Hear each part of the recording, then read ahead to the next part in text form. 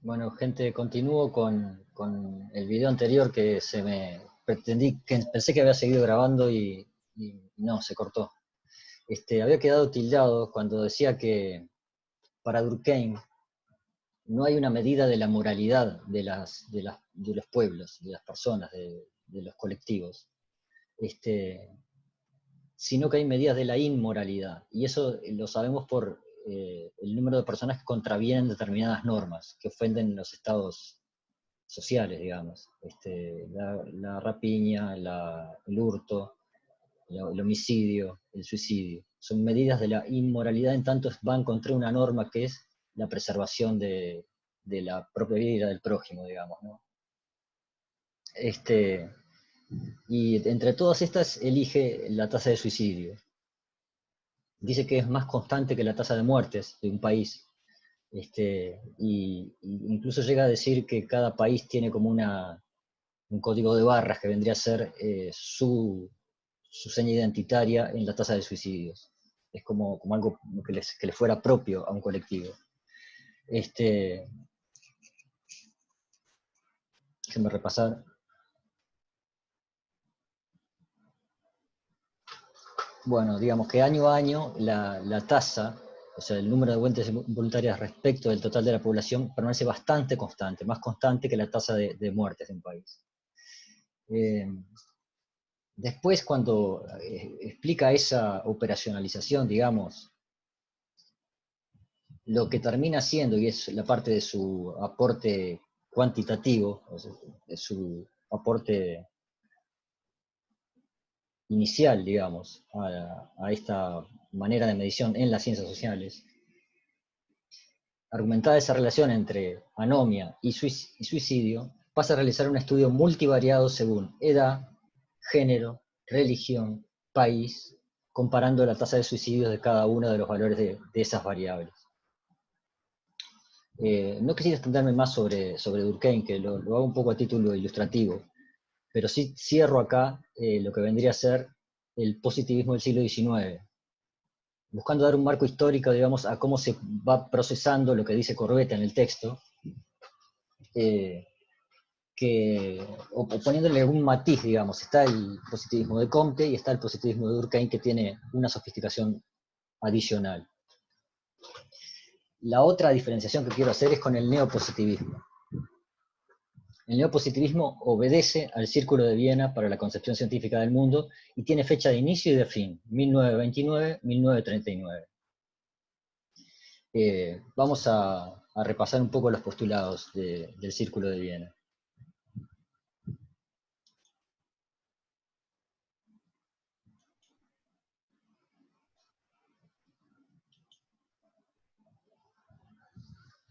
También se llama neopositivismo o empirismo lógico, y es el intento de unir los recursos de la lógica formal al empirismo. O sea, al empirismo del siglo XIX se le suman los recursos de la lógica formal. Esta corriente propone elaborar un solo lenguaje para todas las ciencias, que sea unívoco y preciso. Esto parte de una concepción que es, digamos, de alguna manera la lucha contra las ambigüedades conceptuales. En particular, está atacando a la metafísica especulativa, las formas de razonar, digamos, que llevan a ambigüedades. Por tanto, dice, esto se soluciona por una operacionalización, dándole un significado uniforme a los conceptos, que sea unívoco y preciso, utilizando el lenguaje de la matemática. Es también un deber ser, ¿no? O sea, se lo propone para todas las ciencias. Este lenguaje unívoco lo propone para todas las ciencias. Dice, esta corriente de pensamiento propone elaborar un solo lenguaje de significado unívoco para todas las ciencias basándose en el lenguaje de la lógica y la matemática. Sostiene que un enunciado es cognitivamente significativo si posee un método de verificación empírica o deducción lógica. Nosotros ya vimos que las maneras de corroboración entonces de una sentencia para el Círculo de Viena son la inducción o la deducción. En clase vimos muy someramente la idea que ellos van a adoptar rápidamente, el Círculo de Viena, la idea de Popper de que en realidad la inducción no es una vía válida y la deducción tampoco. Lo que van a asumir es el método hipotético deductivo popperiano, que supone poner una teoría en condiciones de ser rebatida por contenidos de experiencia. O sea, plantear la hipótesis y someterla a distintas pruebas. Con la siguiente condición: si la teoría tiene prueba a favor, no digo que verifica. Y si tiene prueba en contra, no digo que fue refutada. Digo que tiene falsaciones en tales condiciones experimentales, por ejemplo. Bueno, esta idea de Popper, que es súper sofisticada, súper adelantada, se va diluyendo también con el tiempo, porque Popper le exige a la ciencia construirse como construcciones hipotéticas particulares que sean sometidas a la prueba empírica. Pero para ser una ciencia realmente lo que tiene que, si hay una teoría A y una teoría B que rivalizan, gana la que tiene, digamos, acepto más que gana, la que tiene menos refutaciones o menos falsaciones, diría él, o mejor, aquella que tiene mayor poder predictivo. Esta exigencia de la ciencia de tener un poder predictivo para demostrar que tiene un conocimiento para llegar a una verdad deductivamente, no es aceptado por todos los filósofos de la ciencia. Esto en cuanto al neopositivismo, que estrictamente es el Círculo de Viena europeo.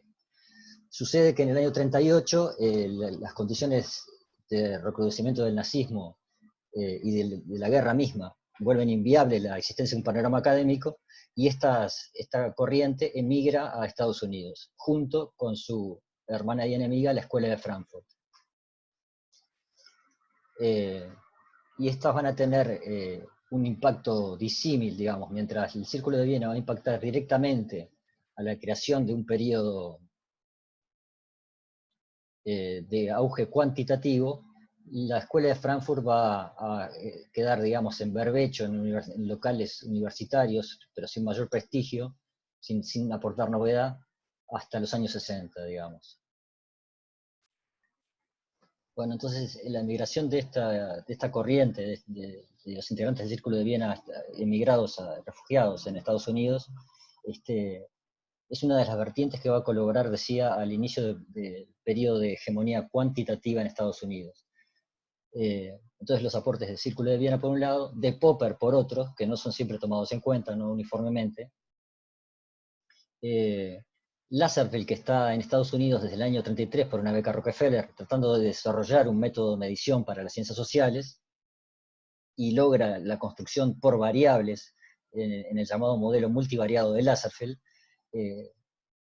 Y después hay dos condiciones que tienen que ver con el desarrollo de la matemática en ese tramo de la historia, y el desarrollo de los ordenadores. Toda esa convergencia generan lo que se llama en el texto de d'Ancona el periodo de auge, perdón, el periodo de hegemonía cuantitativa en Estados Unidos, que va del año 40 al año 60. A partir del año 60 se habla de triangulación de técnicas, de métodos, digamos, es el momento de la heterodoxia, es la aceptación de que tanto los métodos cuantitativos como los cualitativos aportan al conocimiento de lo humano. Y el momento en que, este momento histórico de los años 60 corresponde a lo que Corbetta denomina pospositivismo. El pospositivismo mantiene el andamiaje, digamos, realista, digamos, y técnico y empírico que tiene el positivismo del siglo XX inicial, del neopositivismo, pero relativiza la realidad, digamos, aceptando que lo que logra no es un modelo perfecto, digamos, dato, realidad, sino que hay cierta distancia, y que también las técnicas cualitativas vienen a completar el panorama, digamos, que es imperfecto visto solo desde el punto de vista cuantitativo. Esto es más o menos la idea de pospositivismo sumado a un relativismo histórico y los condicionamientos sociales y culturales, redondea, digamos, un positivismo alegre, le llamaría yo, no me copien, pospositivismo, digamos, que ya acepta que no, la idea de ser totalmente científico, totalmente objetivo, no me permite tampoco llegar a la realidad tal cual es siempre, sino que hay imperfecciones en los modelos, y hay que pensar también desde la teoría, que es lo que me permite orientar los datos. Bueno, con esta charla culmino entonces el tema de d'Ancona sobre, digamos, la historia de los antecedentes de la medición, que recorrieron una primera etapa pre-clásica, que fueron las escuelas estadísticas el mayor antecedente. En el momento de la teoría social clásica, siglo XIX, el antecedente de medición es el libro del suicidio de Emile Durkheim, y en el siglo XX en Europa, el desarrollo del Círculo de Viena. El periodo, digamos, esta periodización, esta cadena termina en 1940 en Estados Unidos con el auge de las técnicas cuantitativas en los años 40. Y con esto cierro un poco la idea del libro.